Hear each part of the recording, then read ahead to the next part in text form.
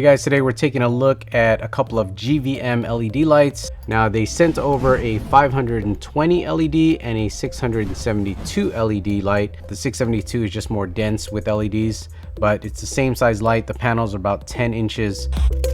Barn doors, the user manual, an external filter, the power cords, brackets for the external filter. This one is in black. The other one in this bag is a green, and they also come in red. All right, I'm not going to go through all the pieces. It's exactly the same that you'll see in this case. Two Sony L series batteries, you know, like your NPF 970s, brightness control, color temperature adjustable. This will rotate the light a full 360 degrees, so you could tilt the light downwards. You can actually put this in sideways to tilt the light down without any obstruction. Pretty much aluminum all the way around. You can see it's like a giant heat sink on the back here, and then you've got an aluminum yoke, so it feels really sturdy. You push this clip in here, and then you'll be able to pull this filter off. So if you wanted to use it bare, you could get a little bit more light output, or you could use this drop-in filter over here to help diffuse it as it is. Here's what the barn doors look like on the GVM LED light. There are two thumb screws here on this side, as well as two on this side over here. So you don't need any tools to screw it in. Now on the 672 here, we're going to install the standoff filter. Now I think that one's going to be really effective if you want to walk this light in close to your subject and get really soft diffused light. There are two brackets. You mount one on top and one on the bottom. Now inside of here is the standoff filter, and we're just going to attach it to the brackets. And then we have four little thumb screws. Typically, the further away your diffusing material is from the source, the softer that light is. So it stands off a little bit. We're going to throw two Sony batteries back here, and this one we're going to power up using the power adapter. So I have this one set to master and this one set to slave. They're both in group 1. Now you could do up to 11 groups. So what I'm going to do here is I'm going to adjust the color temperature on this one over here, and then you'll notice a second later this one will kick on. So there is some latency there, but if I dial this one back, you'll see that this one changes. And if I was to change the brightness, this one will adjust the brightness as well. So you're controlling all of the lights within a group through one master LED light. So that's a quick look at the hardware and features of the GVM LED light. Now they all come standard with the wireless feature so that they can talk to each other, but optionally you could get the barn doors with the standoff filter. I'm not a big fan of barn doors on panels like this, but the standoff filter I think would be a good one. But anyways, let's take a look at what the color comes up with on our test meter, and also, you know, how much output these have.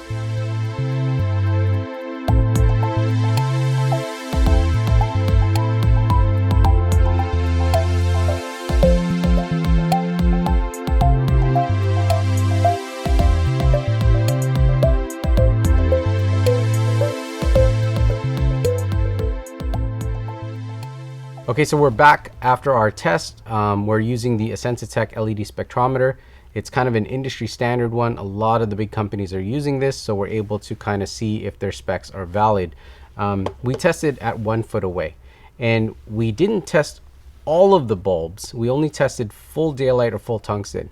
Now, only half of these are daylight, and the other half is tungsten. So we're only testing half of the LED light at any given time.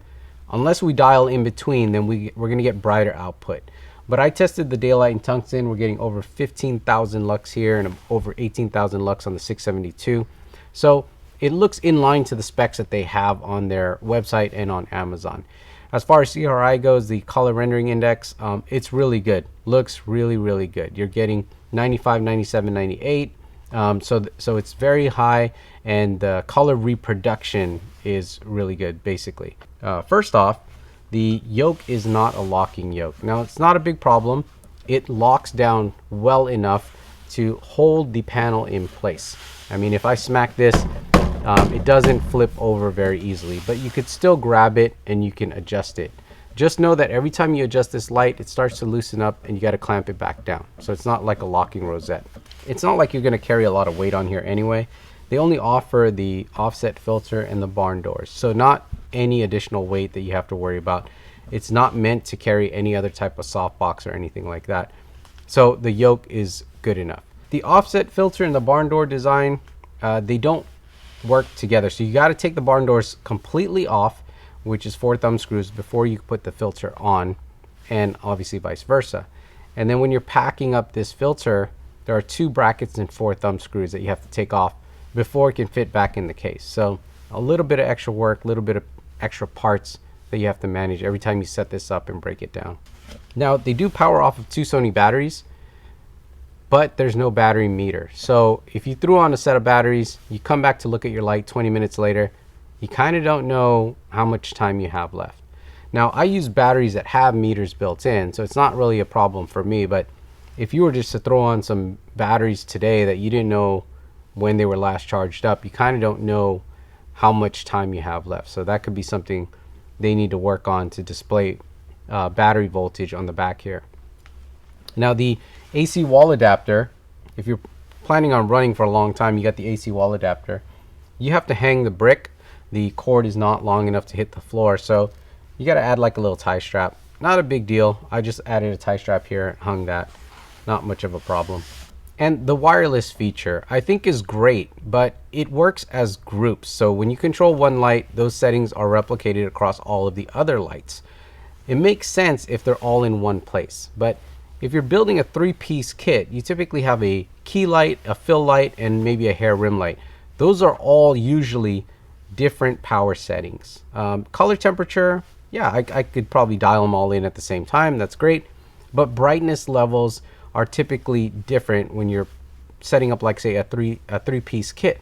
What would have been better is if they offered us a wireless remote. I don't see that option anywhere. I don't know if they make it, but it would make more sense if I could say group 1, 2, and 3, and then I can control them all individually through a handheld remote. And maybe I could lock down color temperature so they're all the same, but I should have the ability to adjust them differently, different power settings through like a handheld remote. That would make more sense to me. They already have the technology built into every light, so just coming up with a handheld remote I think would make it even more usable. All right, all in all, for our starting price of $150, it's a good lighting kit, really good color, which I think is most important, but it does have a solid build quality and decent light output. With the offset filter here, it'll be good for things like a talking headshot, interviews, close-up product stuff. So it's a good kit that you're gonna travel with or on location. If you're working in a large space and you're trying to light a large area, this is probably not designed for that.